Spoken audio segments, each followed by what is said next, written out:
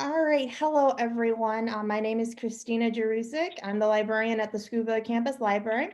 And thank you so much for joining us for Dr. John Green's presentation. Now, Dr. Green is a professor of sociology and a senior research associate with the University of Mississippi Center for Population Studies. He also serves as co-director of the Society and Health Academic Program and affiliated faculty with the School of Law. Dr. Green earned his BA in political science and MS in sociology from Mississippi State University and his PhD in rural sociology from the University of Missouri-Columbia. Before joining the faculty at he served at Delta State University in several capacities. He has occupied numerous leadership positions within the fields of rural sociology, community development, and rural development. So I'm going to turn it over now to Dr. John Green. All right, thank you. I'm just going to share my screen before I get started.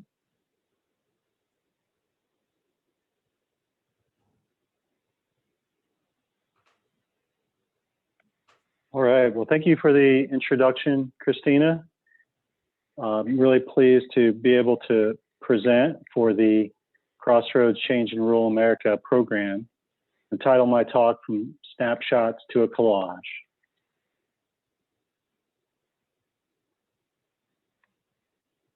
So before I jump into the main content of my talk this evening, I want to say a little bit about the center because it helps provide some context on what I'll be presenting. Center for Population Studies at the University of Mississippi houses three primary programs. We have an applied policy and community research laboratory where we work with nonprofit organizations and foundations and other researchers to collaborate on research to help inform community development initiatives, especially those related to health and well-being, topics like local food systems, for example. We also have the academic minor that was mentioned in the introduction, focused on society and health. And it's really a program that seeks to help introduce students who are pursuing careers in health broadly defined to understand the social science and humanities and kind of ethical basis of this type of work. And then finally, and most important for tonight's talk, we house the State Data Center of Mississippi, which is a collaborative partnership between the university, the state of Mississippi, and the U.S. Census Bureau. We provide outreach and education. We provide a great deal of technical assistance, and then also do research connecting Mississippians to Census Bureau initiatives to try to understand population change, and also to make sure that data from Mississippi that goes to Census Bureau calculations is accurate and timely, and to also help disseminate census-related data in the state of Mississippi. For tonight, much of my talk will be based on data through the State Data Center program from the U.S. Census Bureau. So an outline for my presentation. First of all, I'm going to cover a couple of concepts, the idea of population snapshots and collages that provide a framework to this presentation. And then I'll explore Mississippi through some different data visualizations, trying to understand Mississippi's population numbers. We'll also look at what are called components of population change, and then definitions of rural that are based on populations characteristics, and then finally migration and age as important topics. And then we'll wrap up with a discussion of population development and resilience. So to begin, the idea of the kind of conceptual basis for this talk is the idea that population data and analyses can be thought of as providing snapshots of people and place. They tell us about people and about the places, who they are, what they do, the challenges and opportunities.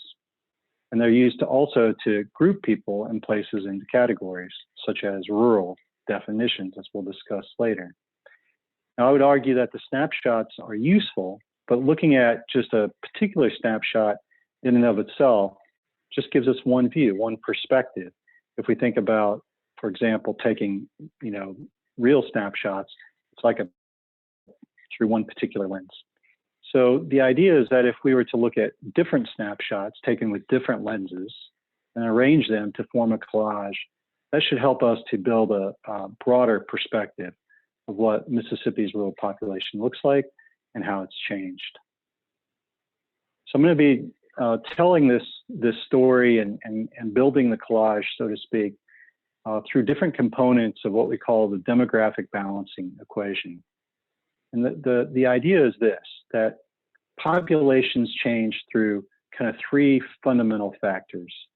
One is births, or in demographic terms, what we refer to as fertility. The second is deaths, mortality. And then thirdly, migration. And migration can be positive or negative in the sense that you can have people move into a place in migration, as well as leave a place out migration. But if we account for births, deaths, and migration, then that's how we see a population change numerically. So the data that we'll be looking at tonight come from several different sources affiliated with the U.S. Census Bureau. The first and the kind of the concrete or the bedrock to this work is the decennial census. Decennial census is required by the U.S. Constitution. It's conducted by the Census Bureau every 10 years. It's been being conducted since 1790. And of course, we just completed the 2020 census this last year. So it's the effort to count the complete population of the United States. And these data are used for establishing political representation, which is why it's required as part of the Constitution, but also to inform programs and policies for program eligibility, allocation of funding, and so forth. The topics that are included in the census include those listed here, the number of people in the household, the age, sex, race, ethnicity, housing tenure, and relationships among those people in the household. And these data are made publicly available in aggregate form. And then after 72 years are also made available for historians to look at the individual data. Second source we'll look at is what's called net migration patterns for US counties. And this is actually developed by a multi-institutional group of researchers. It's based out of the University of Wisconsin's Applied Population Laboratory. And there's a broader network of scholars across the country that help to create this and make use of it. The program uses decennial census data, so the census counts for each decade, but then also account for births and deaths to basically create an estimate of how many people we think are leaving or coming into a county across the course of a decade. So this data source provides net migration results for every decade going back to the 1950s, and it'll be updated for after the most recent census. And these data are available at the county level from the University of Wisconsin. We'll also look at the American Community Survey, which is also conducted by the U.S. Census. It was started in 2005 and replaced what used to be called the long form census that a sample of households would get every 10 years. So this American Community Survey now is conducted every year, and it's over 3 million households a year that are sampled. It provides estimates on an annual basis for large population geographies, so basically geographic units that have 65,000 or more people, and 5-year cumulative estimates for smaller population geographies, as well as for all areas. And so when we look at rural America through the American Community Survey, we use these 5-year cumulative estimates that are updated on an annual basis.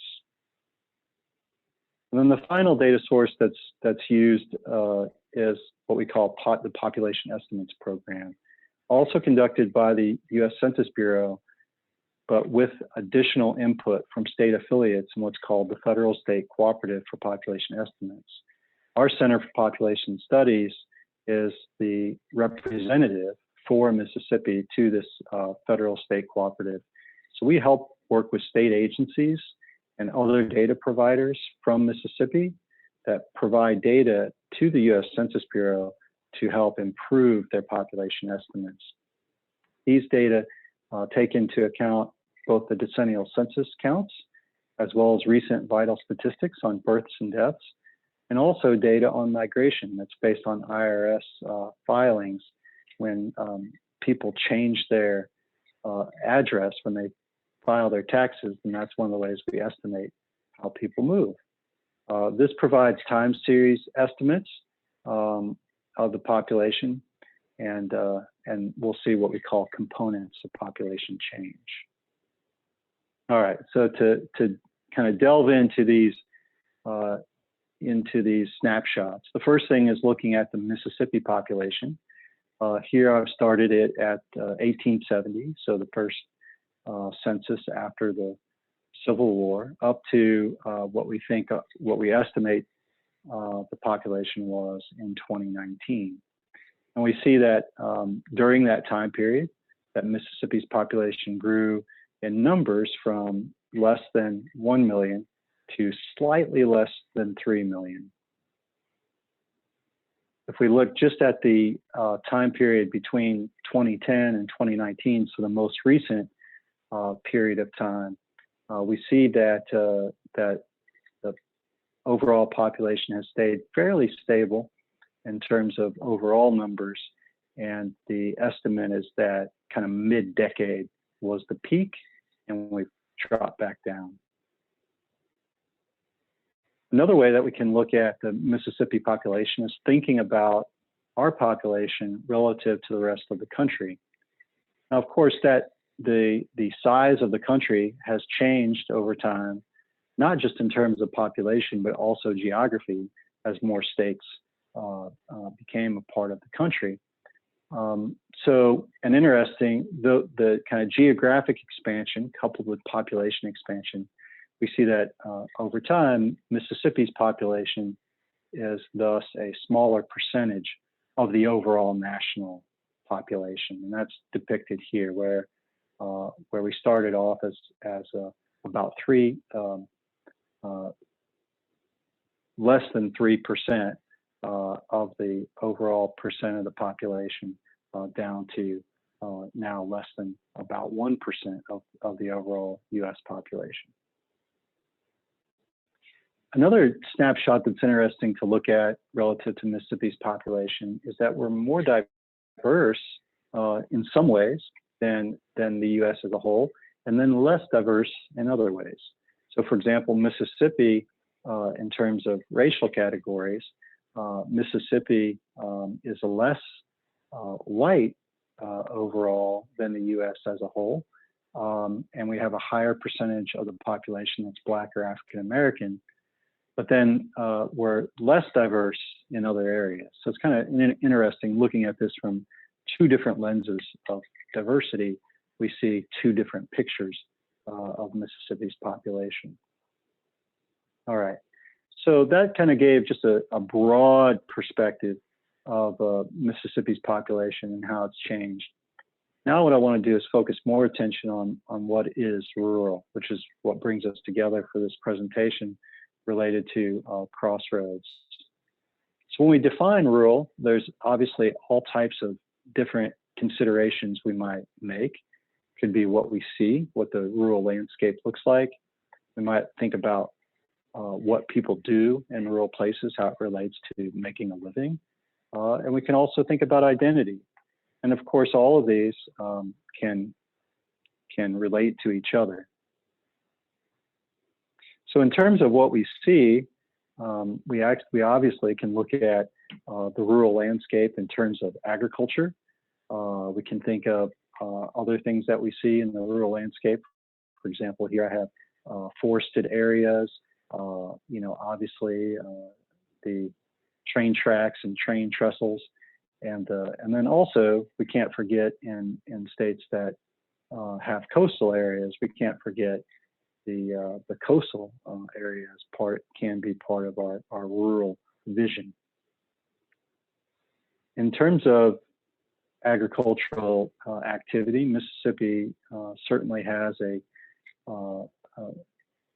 really important role played by agriculture. We have seen declining farm numbers, however, but nonetheless, when we consider both the overall number of producers as well as those making decisions for the farms, and then also account for the number of persons in their households, over 100,000 people involved in agricultural families, and probably more than that, because these numbers tend to underestimate smaller farmers that are producing, primarily for farmers markets and that sort of thing. Nonetheless, agriculture continues to be important for the state of Mississippi from a population perspective.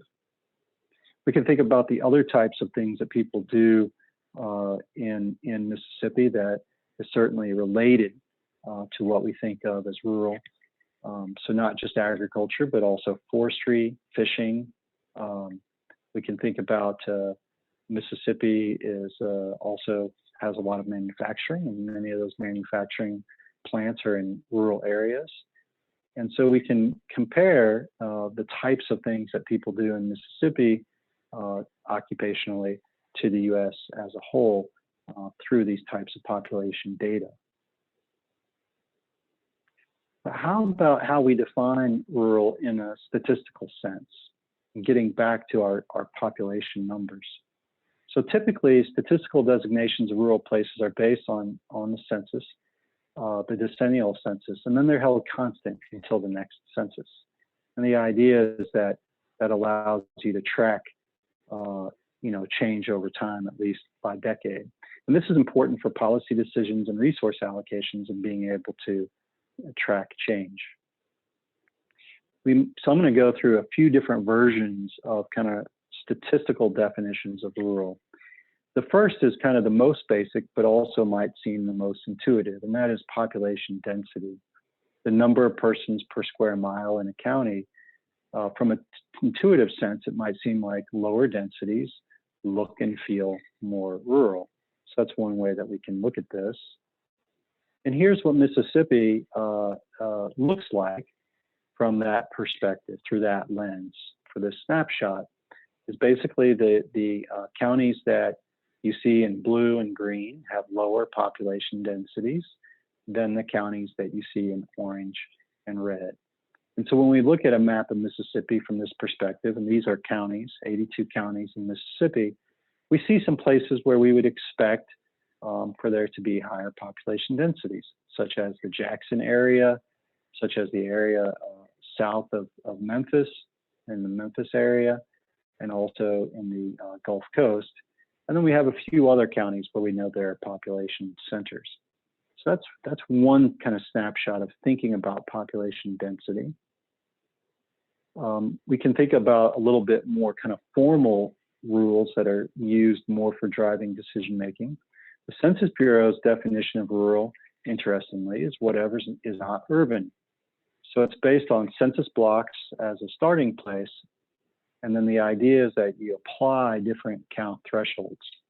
So since 2000, the thresholds have been an urbanized area as a place that has 50,000 or more people. An urbanized cluster is 2,500 people to 49,999. And then a rural is whatever is remaining, whatever doesn't fall into those areas.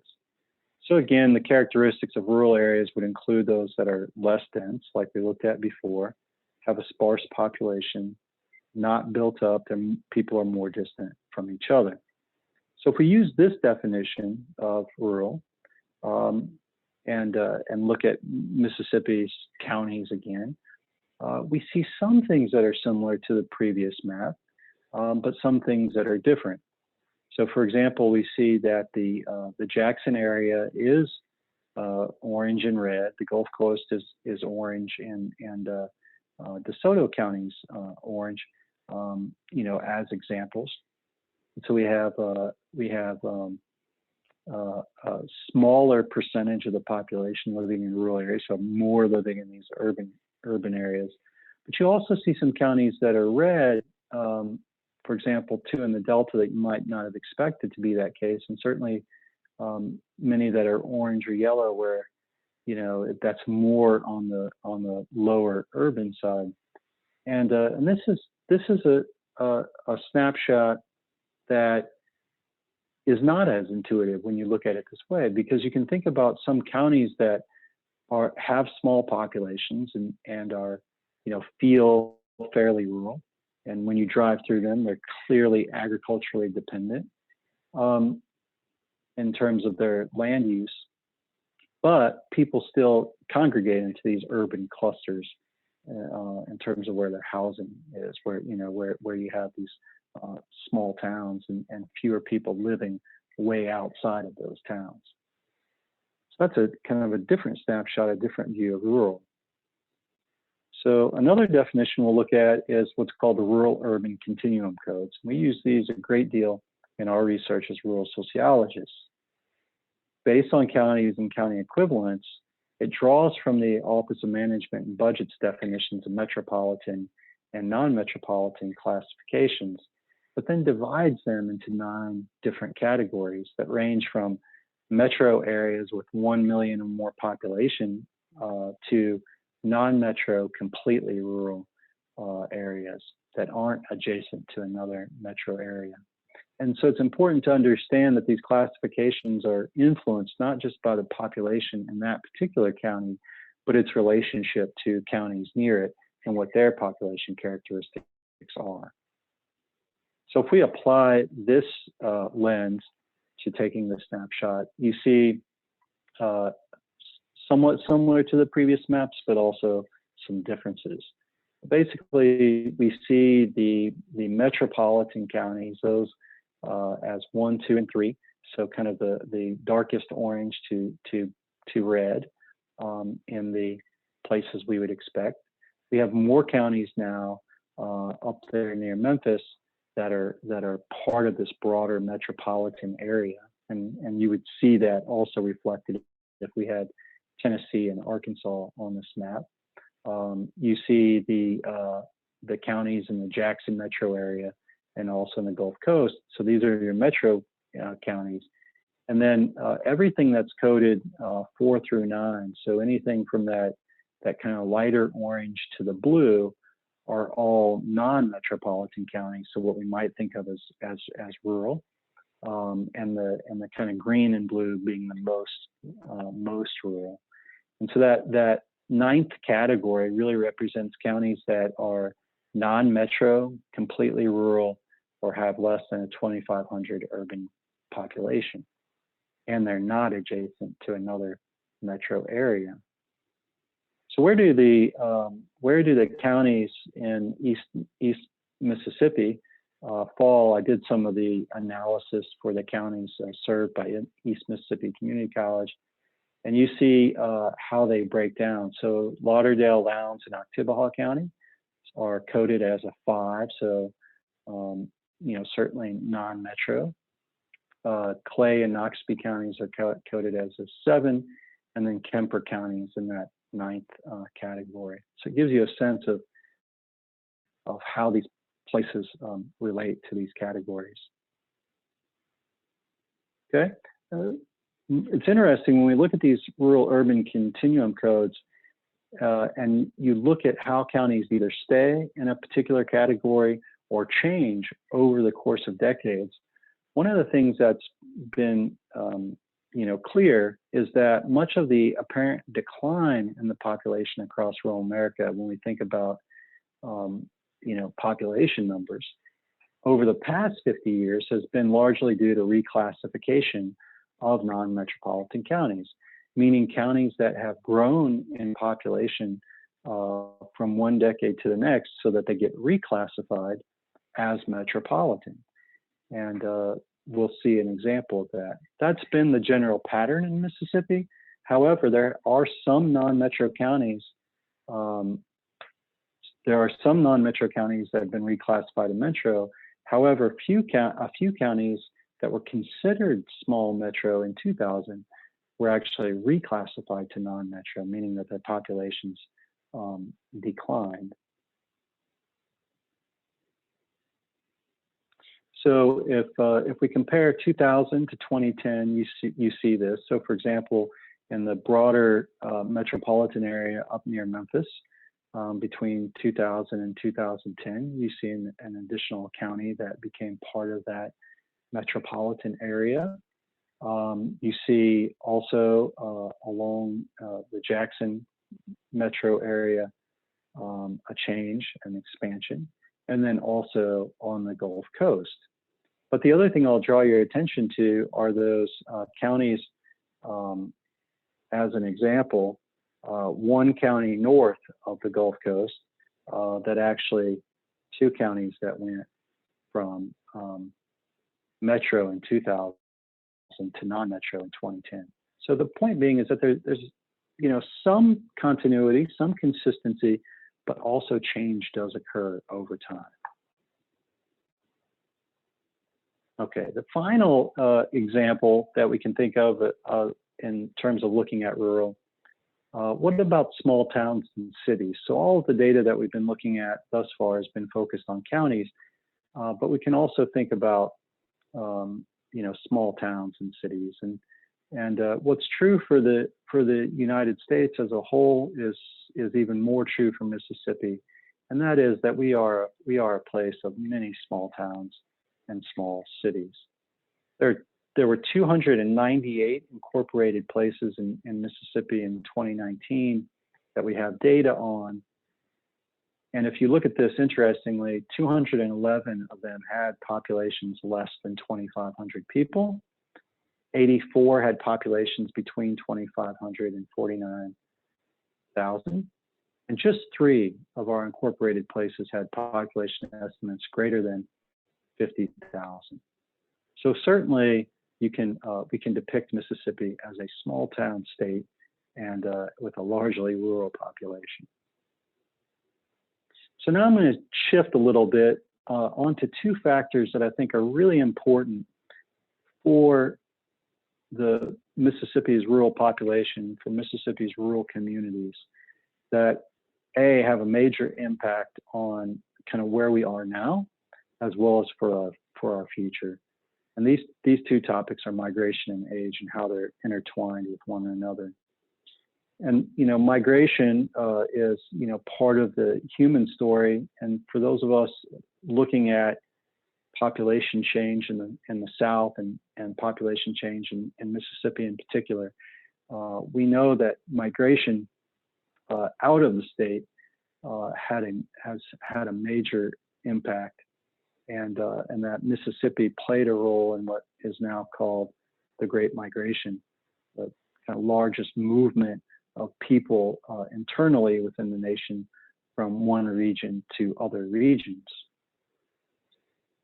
This can be depicted in population data. If we go back to the 1950s, which is still part of that era of kind of massive movement, we see that it's not just that people were moving in the South, but certainly there were people moving from the South to the North, to the East, and to the West, but also across rural America, we saw people moving. What I'm depicting in these maps is what's called net migration.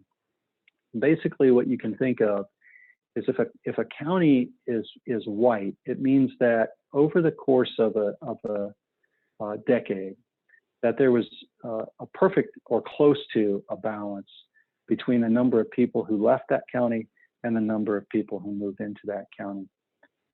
If the county is in orange, it means that more people left the county during the decade, across the decade, than came in. And if the county is in purple, it means more people came in during that decade than left. So we call it net migration. So it's looking at the balance between people moving in and people moving out. Now, of course, if nobody moved in or out, then it would also be a net migration of 0. But of course, we know that doesn't actually happen in the most part. So what you see in the first map in the 1950s are counties depicted where there were more people moving out than in the orange. And you see across much of the country where you would think are rural counties, where there were more people leaving than moving into those counties. And you see what we might think of as kind of these more urban clusters. In say, for example, you see in Michigan and in the Chicago area. You see in the east and in the west, these kind of clusters of counties where there's more people coming in than moving. What's interesting is if you look at the 2000s, you'll see that we have in the South many counties and across different regions where during the 2000s there were more people moving into those counties than were leaving. And it's interesting because now the South as a region is the fastest growing region in the country in terms of overall population numbers. And certainly part of that is due to migration. There's another way we can look at these same statistics, and that's in this graphical form. So in this snapshot, what you're seeing is basically for each decade going back to the 1950s, you're seeing by age group, right, whether or not more people in that particular age group were leaving or coming into a county.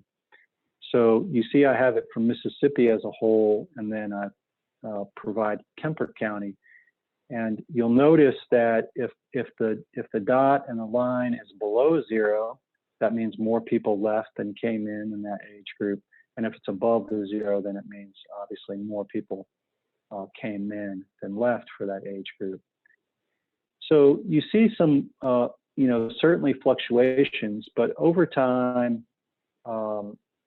the lightest colored lines are going back to the 1950s, kind of lightest green, to the darkest blue are from 2000 to 2010.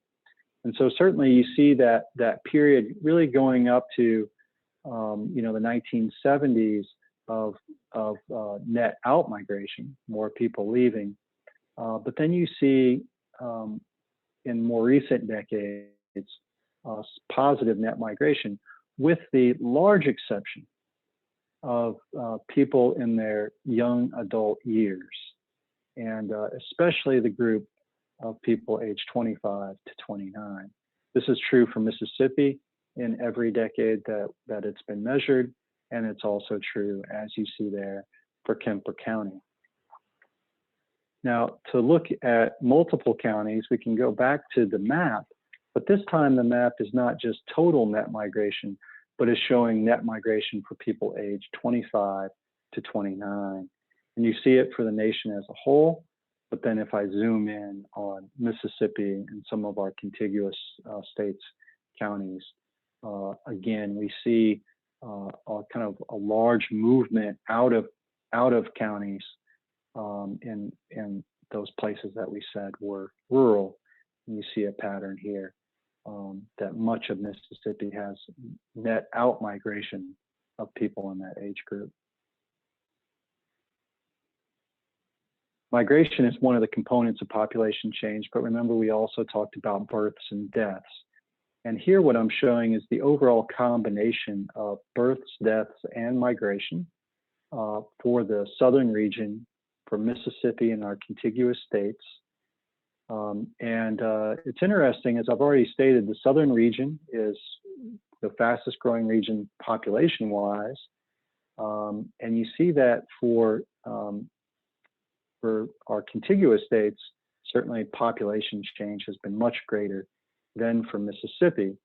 The estimate is that over the past 9 years, Mississippi's total population count changed by about 8,000 people.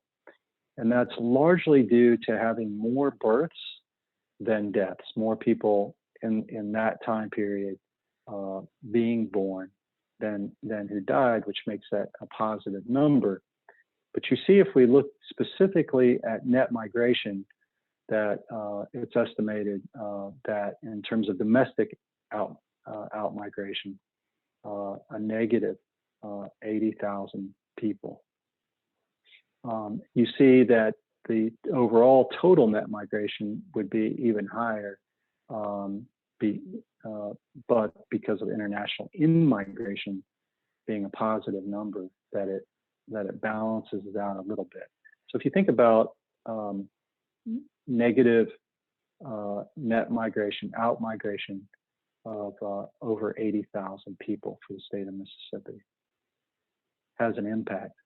Here I've taken those same East Mississippi counties to look at their components of change, and you see a somewhat similar pattern in terms of overall net out migration from the region. Oktibbeha County as a whole had positive population growth, but nonetheless also experienced out migration. Well, this has an impact on the age distribution of a place. So for example, if we look at Mississippi as a whole during 2010 and then again in 2019, we see the population structure actually change. And if you look at that kind of 25 to 29, really going up to the early 40s, that kind of gap in the population structure is kind of a reflection of the migration data that we just looked at. This chart shows you the percent of the population represented by each age group. And so the lighter color was from 2010 and the darker color is from 2019. Another way that we can look at the age structure is by looking at median age, and basically tells us that the overall population, if we think about a population's age, the overall population getting older, partially because of people living older, and then partially also as a matter of, in some places, fewer children, and then also because of out-migration, that the overall population gets older. And that's certainly reflected in Mississippi as a whole. But also if we look at the counties in East Mississippi, we see that same trend. And of course, Oktibbeha County is an outlier in the sense of having the state university there, that the median age would be younger. But for the most part, you see over the course of 9 years an increase in age for each of these counties. And some of these counties having a much higher median age than for the state as a whole. And you see Kemper County has the highest median age among these counties. If we look at the average county median age for different metro and non-metro classifications, what really stands out are those non-metro with urban populations less than 2,500. You see that they have the highest average median age when we group all of those counties together. So it kind of tells us that these rural counties, the most rural counties, have higher median ages. So what does all this mean? So to wrap up and kind of put this into some applied terms, obviously the population data I think are interesting from a historical perspective. They're interesting for telling us about a place, but also in terms of what we might do to continue to improve our communities. And one way that we can use this type of data is to understand development. And here we're using what's called the community capitals framework. And the idea is that communities need to be able to build resources that are useful in different realms of life. We can think of these as assets or as capital. You can think about human capital, for example, includes education, it includes skills. Social capital includes, social support, people working together, people being able to collaborate, people having networks that they can tie into, and so forth. Of course, we're familiar with concepts of financial capital.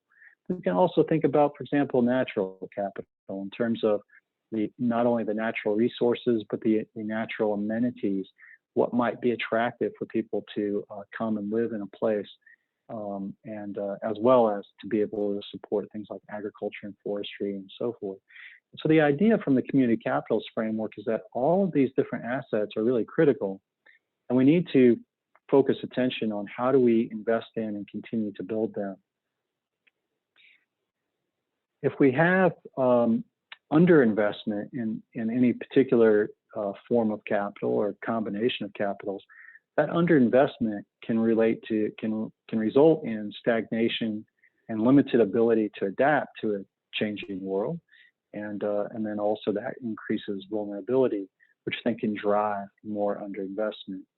And when we say investment, we're thinking about not just money, but also time and talent, and not just an investment from the people who live in that community, but thinking about their connections with different businesses, with government, with philanthropic organizations. So all types of investment from both within and outside of the community. On the flip side, if we see kind of diverse investment, real attention to all these different forms of capital, the idea is that you're able to build more adaptive capacity and enhance capabilities to continue to thrive even in the face of change. And so we can think about that as part of resilience, this concept of resilience for communities. And so the kind of main point that I want to leave you with is that if we really focus on building community resilience by investing in diverse forms of capital, not just a particular form, not just emphasizing, one approach to overall community improvement, but rather to really think about the diversity of investments and the balance across all those different forms of capital, that's where community development, well-being, and kind of rural community resilience can be achieved. And we see an example of this, how these are all interconnected when we think about the issue of broadband internet access. And especially in the context of the pandemic, we know that we're kind of feeling some of the places where we have gaps in terms of people's access, not only in just a matter of whether or not broadband is available, but also people being able to access that and have the subscriptions and have the equipment to participate. Now, I use this as an example because we know that broadband internet access is critical for education, it's critical for civic life, it's critical for business, for government, right? All those different forms of capital now in what we call the digital age, broadband is essential. And yet we have a lot of discrepancy between our metro and non-metro, or between our urban and rural places in terms of access to the internet. And so this map depicts that as does the chart that compares the metro to non-metro areas in terms of the percent of households in those counties that have broadband internet subscriptions. So again, just to emphasize that this demonstrates to us the importance of how all these different forms of capital are connected with each other, and how we have to really pay attention to the investment and the balance between them if we want our rural communities to continue not only to survive, but also to thrive. So with that, I want to say thank you for participating in the presentation. And I really want to acknowledge not just the State Data Center, but our collaborators with the Delta Directions Consortium and the Mississippi Humanities Council and the Smithsonian Institute. Thank you. Thank you so much, Dr. Green, for that presentation. It really gave me quite a bit to think about. Thank you again. And I guess I will end the recording now if I can remember.